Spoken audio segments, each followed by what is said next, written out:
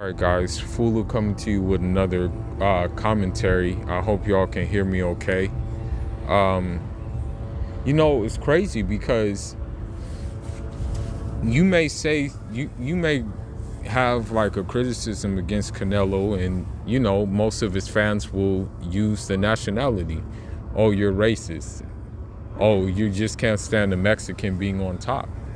They'll use those talking points. But what happens when someone else who's not of black origin says that? What happens when someone else from another ethnic group says that? Are they racist too? But I seriously doubt it because of the simple facts of like how politics are here. A lot of Hispanics identify with white anyway. You know what I mean? And I get it. I get that Latin is a culture and it's not a race. I mean, you have Latins of African descent. You have Latins of mestizo descent, which is mixed European indigenous descent. You have Latins who are of mixed white and black descent. So you have different ones across the spectrums.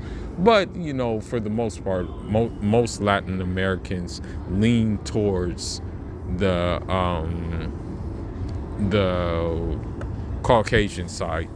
So what I'm about to show you, is he racist too? Let me go ahead and pull up the video real quick. Yeah. Okay. No problem. My bad, I was just talking to my coach. I'm at the gym right now. But let's go ahead and see. Let me see the video. And this is a boxing commentary, actually. It's not just a regular commentary. I figure that by me, doing this, it would be better, than me just doing a video. Because you can hear it straight out of the horse's mouth, But let's go ahead and continue.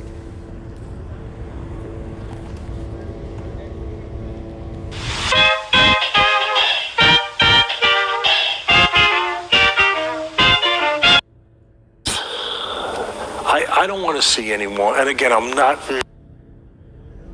to say that because I feel like I've said it 20 times in the past 2 months. So getting back to, obviously, the fight with Canelo and Plant. Plant probably did the best he could. Yep. And I agree. If I were Plant's coach, but this, again, it's easier said than done because you're not in the ring. Everything outside of the ring, it looks easy, right? It looks easy to do outside of the ring, but when you're in there, it's a different ball game. I get it. It's very hard, very difficult. So, if I were his coach, though, I would have just had him sit down on some punches. Because when you look at the Floyd Mayweather fight, he sat down on things, against Canelo. That's the thing, and it's just that Canelo really couldn't hit him when he did even sit down on punches. I give him credit for that. And he got $10 million. And, just like when Tyson was around, the fighters are benefiting now from a star being around because you get paid more. You get paid 10 times more. I'm just saying 10, but whatever. And that's true. Like, unfortunately what has happened in the boxing is, unfortunately, when you do have this dynamic, when you do have a big star, be it Floyd Mayweather, be it like Canelo right now, you have a lot of fighters who just wait around for that fight. They literally will sit on the shelf and wait for their name to be chosen in order to fight him. They actually hold up their career just for a big payday, just to cash out. Billy Joe Saunders, for example, unfortunately, he lied and said that he was not going to wait around for Canelo. But, that was just lies. he had no intention on fighting Demetrius Andrade. He just basically decided that, he was just gonna use it as clickbait. Whatever it is, you get paid a lot more, and it might be 10 times more, because what would Plant have gotten? $1 million, $1.5 million or something? I don't know, but now he got $10 million. So just like when Tyson was around, people were getting paid much more than the value would have been for those fights. And Canelo, he finally put punches together in the 11th round. The pressure finally caught up to Plant, and that's all it was, really. It was a war of attrition. Canelo didn't do anything extraordinary in that fight at all. He just pretty much applied pressure. That's it, I don't know where Canelo fans get that he's this ultra slick, skillful boxer when he's really just a come for a boxer who slips shots. That's all he is, They make him out to be like something else, like that he's not. I don't get it. he also showed his calmness and his improvement and his cerebralness, where all fighters, top guys, got to be smart. He caught him this time. He caught him. He wasn't catching him quite clean with the hook. This time, he got him to stand up a little too tall, and he caught him. He caught him higher and more. Yeah, I think that's the thing about Caleb Plant, which I noticed, and my coach pointed this out, is that he should have used his last name. He should have went by his last name and been planted, and that was unfortunately the problem, is that he wasn't planted, and so that's why I think he got caught in the air. That was the issue, because he got caught in the air. That's what led to him getting the I guess you can say getting knocked out and getting hurt. Flush with the hook hurt him, but then he didn't smother himself. He gave himself a little space, and he went over, caught him that uppercut, finishing touch, smart. And you know what that reminded me of? Tyson with Spinks, where people just see the end, where he went to him and think, he went to him like a knife through butter. But he went to him not just because he was a puncher, and because he was fast, and because his technique, he made him miss, all of that. But he was smart.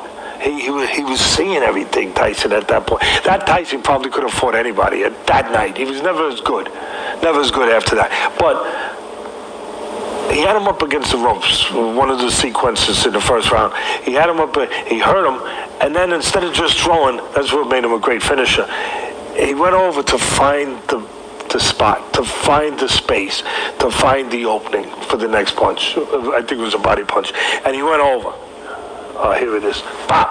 And that reminded me of what Canelo did, where Canelo caught him the hook, boom, hurts him. Instead of just smothering himself, instead of just rushing in, he goes over, he says, there's going to be a lane for an uppercut here.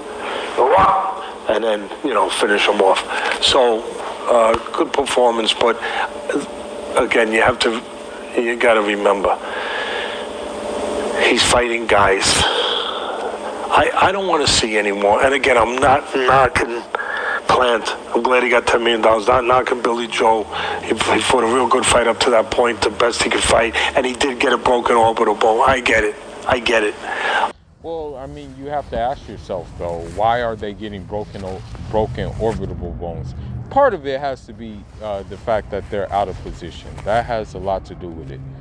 They get out of position, they duck down, and then he waits for that shot to happen. He always does that. You already know that uppercut is coming when it comes to that dude, okay? That's just it. But you have to ask yourself, okay, well, why didn't he break, like, Callum Smith's orbital bone? Why didn't he break Triple G's orbital bone? Why didn't he do that? It's like, okay, you're seeing a trend, which is like, okay, well, what's the big deal? And now I'm just going to be real. This fool doesn't even have a neck. I'm just going to keep it a buck. You look at him now, he has no neck whatsoever. So you know where I'm leaning towards. You know exactly what I'm leaning towards. But these guys weren't going to win the fight because of what I already said. I don't want to see them anymore. I don't want to see those fighters anymore, and they can keep doing that to complete this unbelievable contract. I'm gonna wait for the jet to pass by. Since I'm outside, I'm gonna wait for the jet to pass by. So damn loud.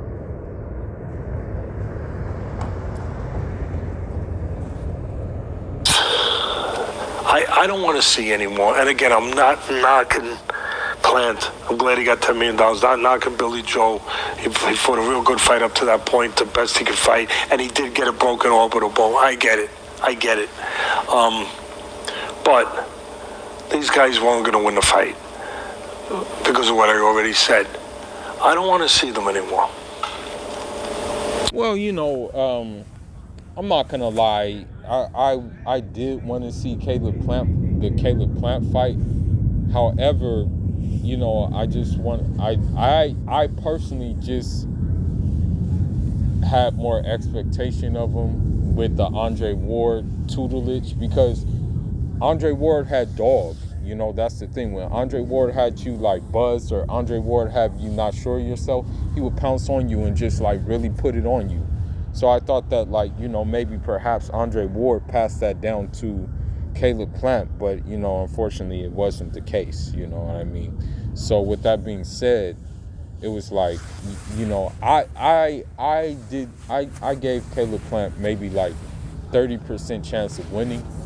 I thought he would like maybe have that amount of time that he may win, but other than that, I kind of didn't like really give him much.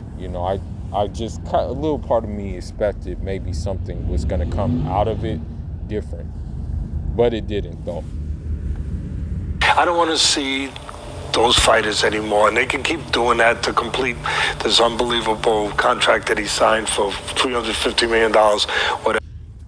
Actually, his contract is canceled. He's a free agent now, and the reason why his contract was canceled is because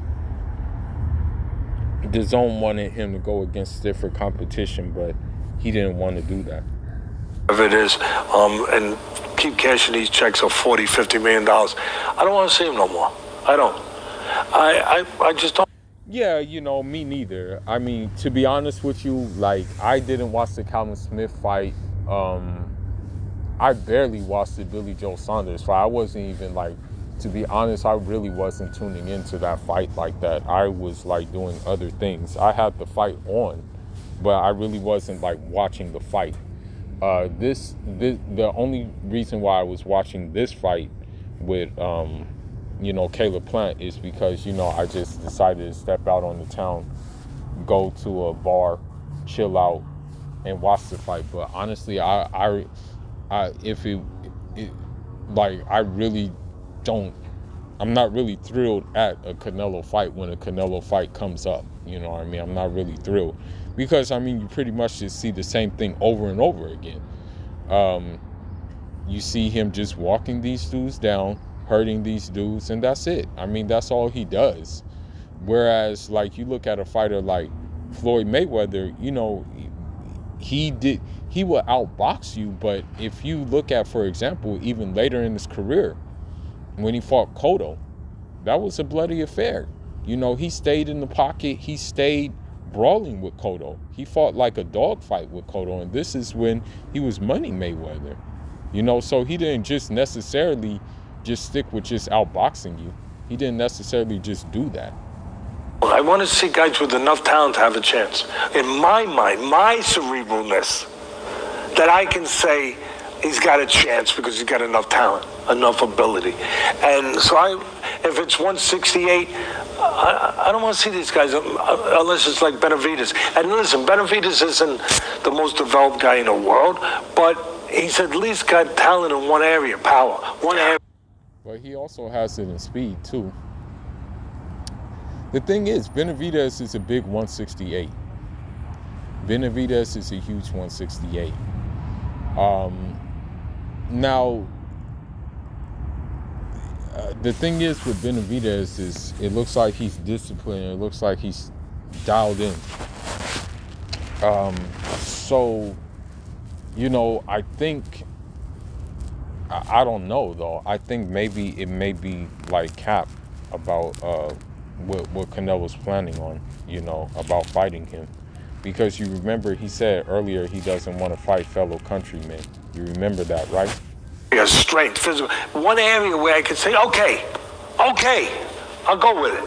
Okay, I don't want to see no more unless I see maybe a Charlo. And Charlo's are not perfect, not close to it.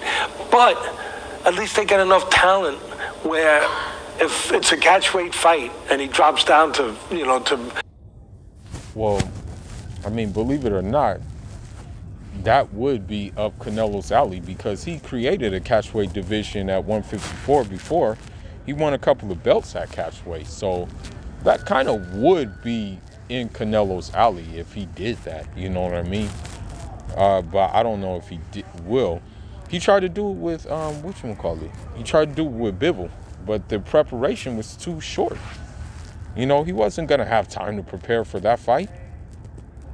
To make a catchweight fight to fight him, I'll look at it because at least they got some talent to where they can pull me in to say, okay, I'll peek, I'll believe, I'll take a look, I'll believe that there's a chance.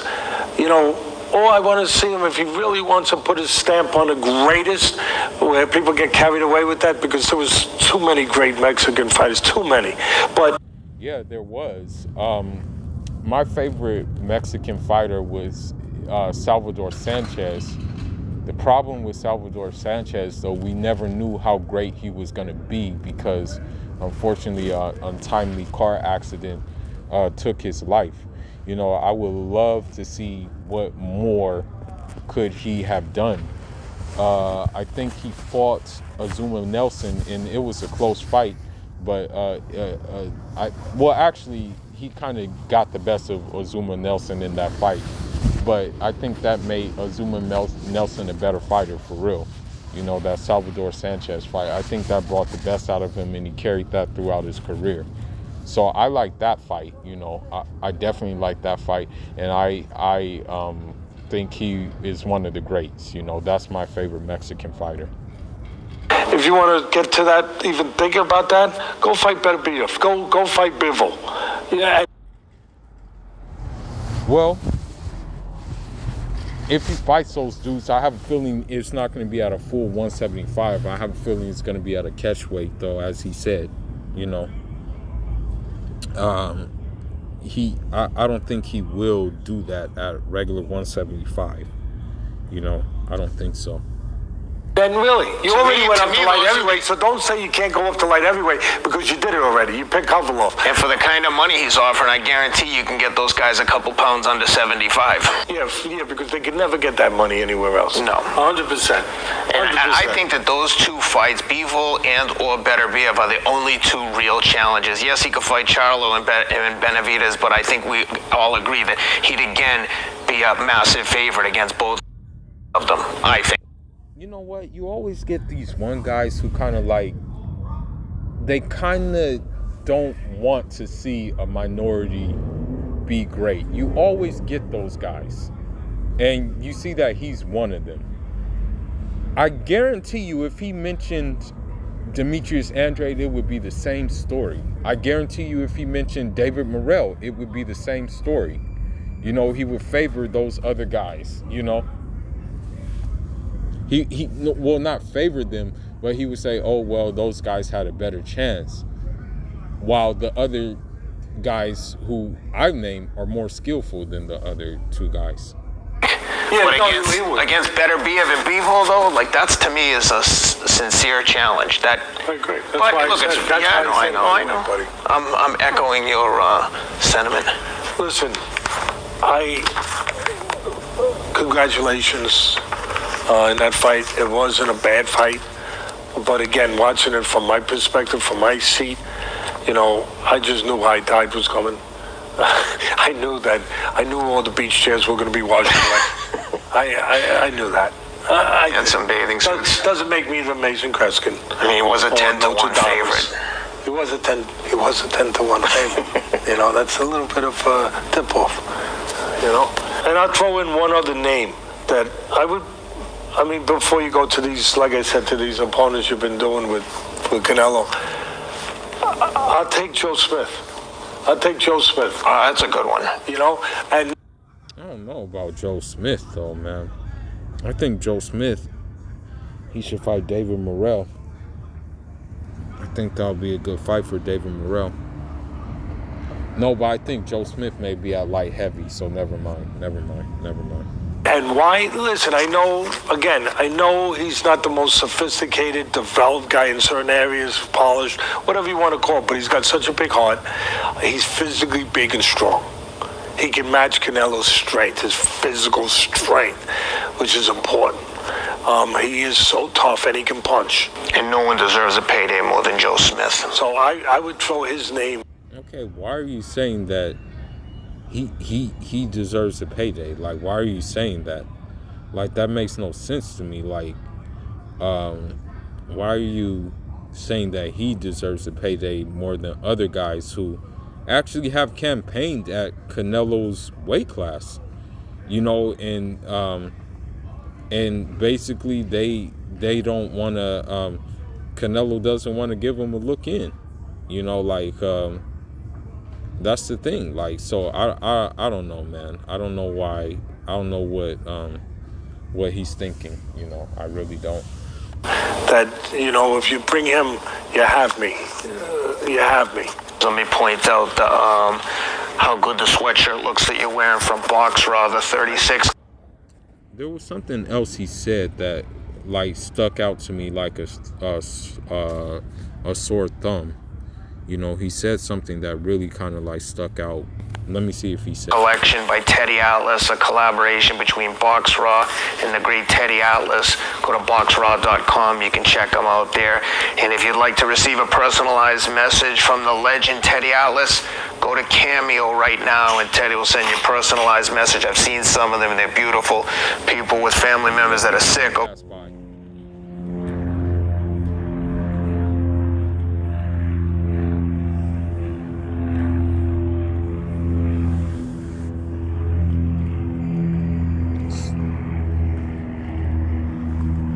Going through something tough. Teddy sends some nice motivational messages, so check out Teddy on Cameo, and as always, you can check out his audio book, Atlas from the Streets to the Ring. Beautiful book. If you like hearing if you want to learn more about Teddy and you haven't heard it already or read it, audio book at audible.com. Thank you, my man. One thing I wanted to say there, because I want my man Rob to be able to get a little movie clip in there, which I know that Rob loves to do, and I know that the fans go with the boxing.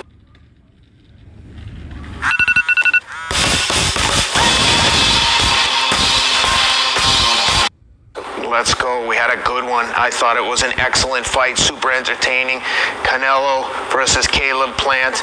I thought Caleb, he did all right. I mean, at times it didn't look to me, and you're going to give us the expert opinion, but it didn't look like Caleb was necessarily fighting to win. It looked like he was trying to be competitive, and I love Caleb Plant, for the record. I thought he was using the jab nicely, but it's almost like Canelo was on autopilot his last few fights, in that he'll just take the punches, walk you down, let you get tired, and then when he decides to turn it on, which is what he did, he just blasted him right out of there. First time Caleb had been knocked down, he stopped him impressively. I mean, that's you know, that's what I'm gonna say. Like, again, you have to hurt Canelo. You have to give him something to think about in order to stop that train from coming. And I'm going to be real, whatchamacallit did that. Floyd Mayweather did that, you know. Floyd Mayweather actually was able to do that, you know. So he popped some pop, you know, because that train didn't want to engage. I'm dying to hear what you thought on this one, because it was vintage Canelo. It was exactly what I would have expected and scripted for the way I would have expected Canelo to handle this. What'd you see?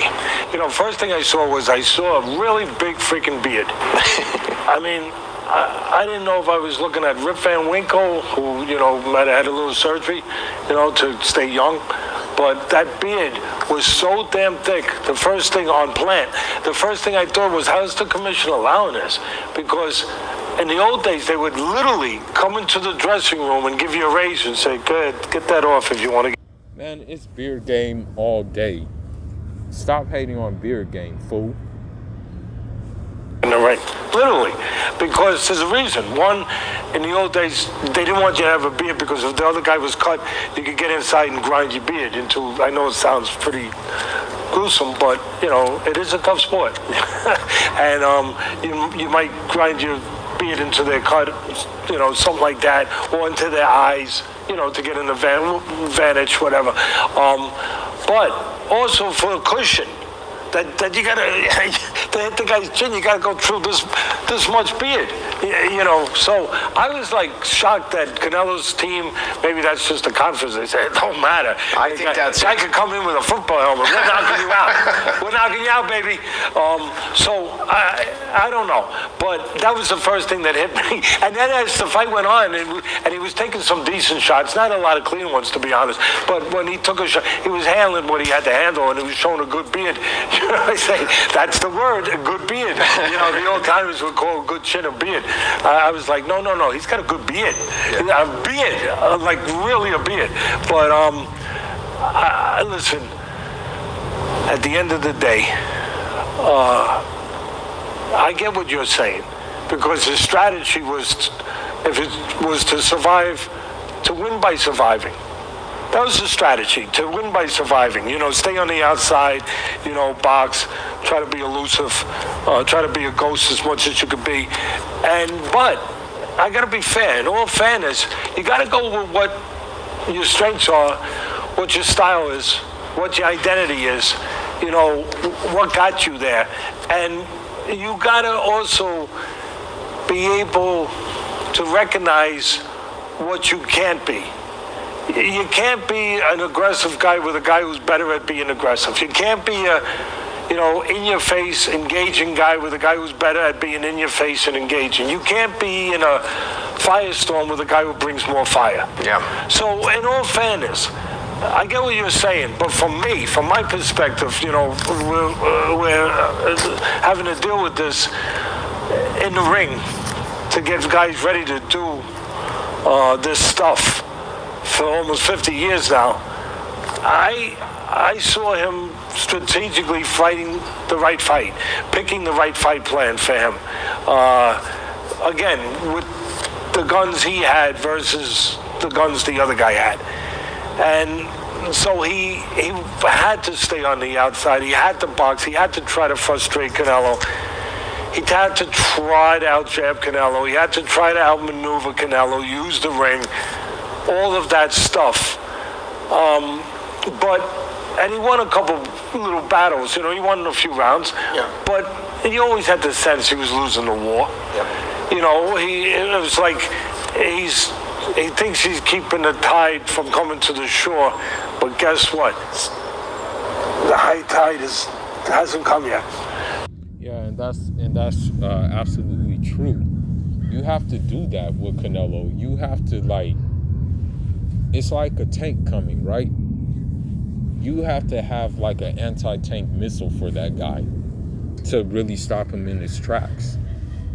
And an anti-tank missile is gonna have to be a hell of a something. It's undefeated. It's coming, and nothing stops. It's undefeated. You're gonna get wet, and so look. For me, the real comprehensive answer, the right answer of giving our fans who are dedicated to the show, and we appreciate the hell out of them, the right breakdown of this goes a little bit more than just the fighting part. It goes with the matchmaking part. I know that most people have a problem being honest about that. Or quite frankly, understanding what really good is. And I'm not calling anyone ignorant. There's a couple of you out there that maybe I don't know. There's a few out there that I have to use tremendous restraint with. I got a couple, maybe. Because let's say God bless anyone that's got enough time in the day to leave nasty comments on YouTube. No, you guys are okay. special. No, listen. God bless them. Exactly. Like these Mexican Canelo fans, man, and Mexican fans, period, be like having the time of day to come on my YouTube channel and leave comments. When I don't even mention nationality. I mention actions of these fighters who happen to be of their nationality. What the hell? I mean, if you don't want me to mention them, tell them to stop doing stupid things and corny stuff. First of all, they got to be in their grandmother's basement, right? Sitting in there with Haynes. I mean, that's tough. That is freaking... Yeah, and that's probably the truth. These guys, man, these decaps, man, they probably are in the basement, drinking a beer or something like that, eating pork rinds and stuff like that. These guys, man, it's like at this point it gets corny. It gets super corny. So it is what it is, though. Tough for anybody. I don't wish that on anyone. First time I picked up a Spartan TF ball, I knew it was built different. You know that feeling from that. But listen, everyone has a different opinion, in all seriousness. And that's all you have to do is respect different people's opinion. You don't got to call them out their name because they have a different opinion than you. You don't got to call them out their name and just come and troll their page. You don't have to do that. You just agree to disagree and move on. That's it.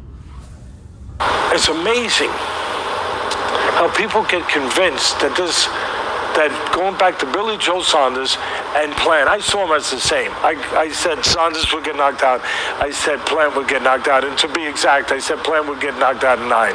So I missed it by 2 rounds.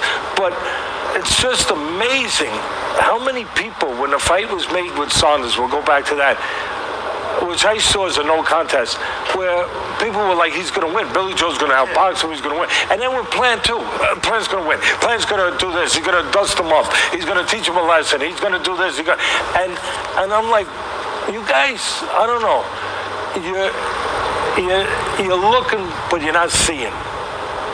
And we've all been there, if we're honest with ourselves. And I know that they don't have to do it for a living, but still, they're not seeing that. They're careful, and I'm not knocking Plant, and I'm not knocking Canelo here. I'm just giving an honest, true, deep dive into this stuff, where they're picking Canelo and his team, or brilliantly, and Mayweather did it, brilliantly picking guys that are really good opponents because they have an undefeated record and they got a belt. You want a belt? You want one? I forgot my belt. Try. In New York, I had to buy my... That's a fact. Listen, man, I guarantee you, if the 168 title holders were the likes of Charlo, were the likes of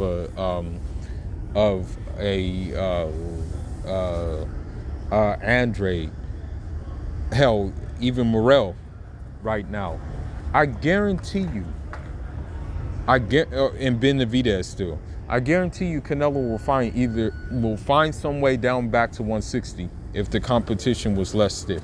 I guarantee you. Third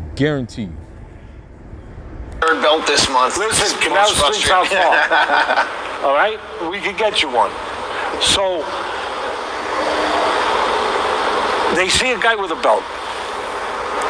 They see a guy with an undefeated record, a guy who can box. Of course you can box. You're a professional boxer. You better be able to box. You're a professional pizza man. You better be able to spit a pie. All right? So, they see that. They say, oh, he's going to win. Like, you guys are crazy. Because at the end of the day, they're brilliantly picking opponents that can't win. They can't win. First of all, they're not going to get a decision. But forget about that part. You think you're going to get a decision over the golden boy in boxing that lays golden eggs? If you think that, go watch the first Triple G fight. I don't care which. Okay, so that's the point I want to make. You're not going to get a decision fighting Canelo. Okay, you can outbox him if you want. You can outbox him. You can box circles around him, okay? The only reason why Floyd got a decision was because Canelo didn't win a round. Canelo didn't have any effective aggression at all, okay, in that fight. There was no effective aggression. He kept on missing. Shots landed on the arm and things like that. And those shots that landed on the arm didn't really do anything to Mayweather because he was still check hooking, uppercutting, body shots and stuff like that. So you see, as I said before, you're not going to get a decision fighting Canelo. You're not going to get a decision even if you outbox Canelo, okay? That's just the bottom line. It's not going to happen. Now, there's one more video I want to show you, okay? This is an old video. And listen to what he said. Listen to what the same guy said. I usually don't agree with him, but I have to agree with him on this point. But listen to what he has to say about Erislandy Lara versus Canelo. Not a fan of timing the market? Golden Boy is champion of how to beat Canelo. Right. Let me see. It's an unimpressive win. Let's bring in Teddy Atlas now. And Teddy, what do you make of Canelo Alvarez's performance this past weekend? Oh, Doug, first of all, I picked Canelo to win, but I thought Lara won. I thought that Floyd Mayweather showed a blueprint of how to beat Canelo. Okay, now that's true.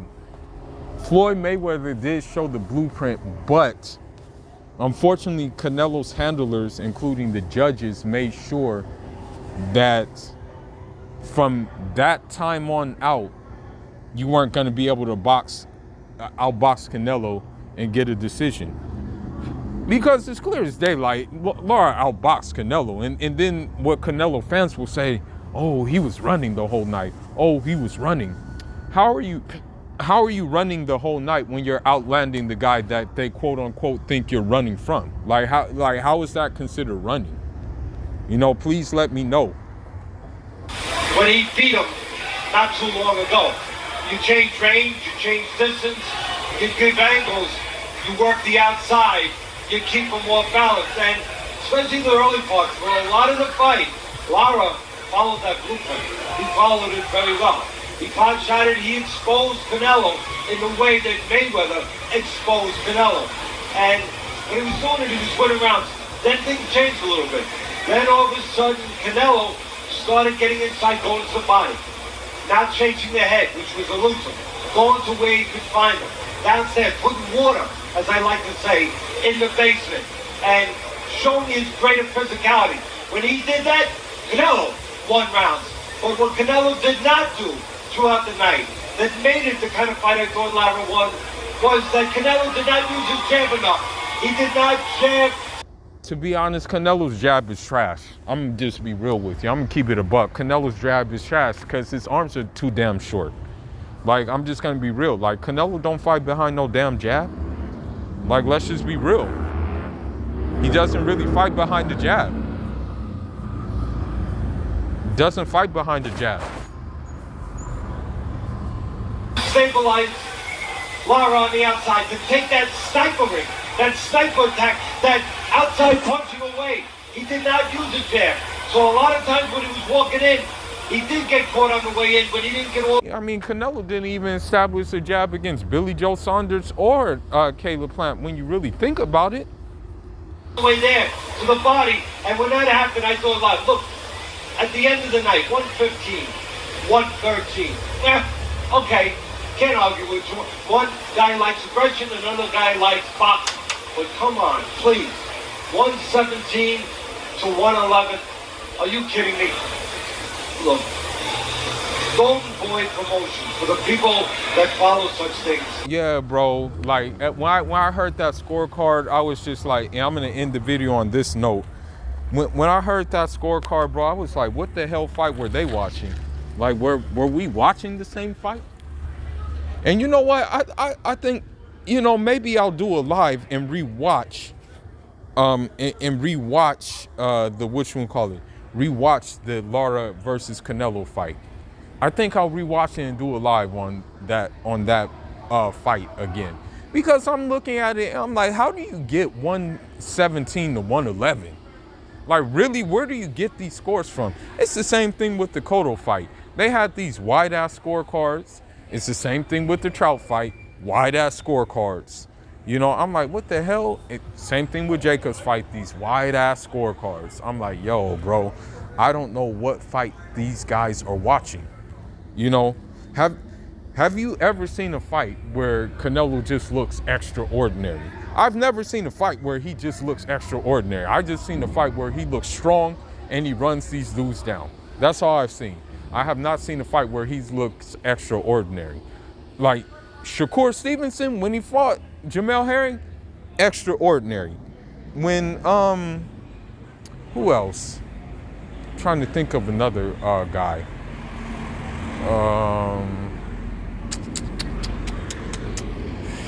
Let me see, who had another extraordinary performance? I'm trying to think of one on top of the head. When Winky Wright fought Tito Trinidad, that was extraordinary. That was a boxing lesson 101.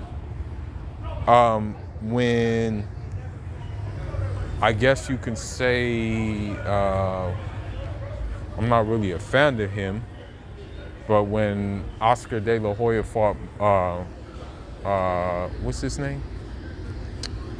I forgot his name, but he was from Nicaragua. He looked extraordinary in that fight, you know. When Roberto Duran fought,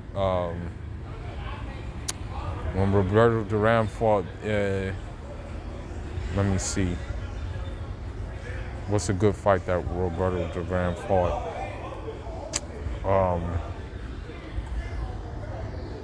There was one fight that he fought where he was coming back from a long layoff, and he was fighting a rookie guy, and he just completely outboxed the rookie guy, and that was extraordinary because many people wrote Roberto Duran off.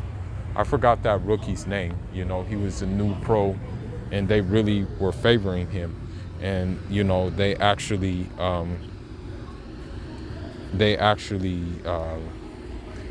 won that fight. So to me, Canelo has never really looked extraordinary. You know, he's just looked strong. That's it. You know, and maybe it's a tough criticism, but when you look at the Floyd Mayweather performance against Canelo, that was extraordinary. Now, Plant didn't look extraordinary against Canelo, neither did Billy Joe Saunders, okay?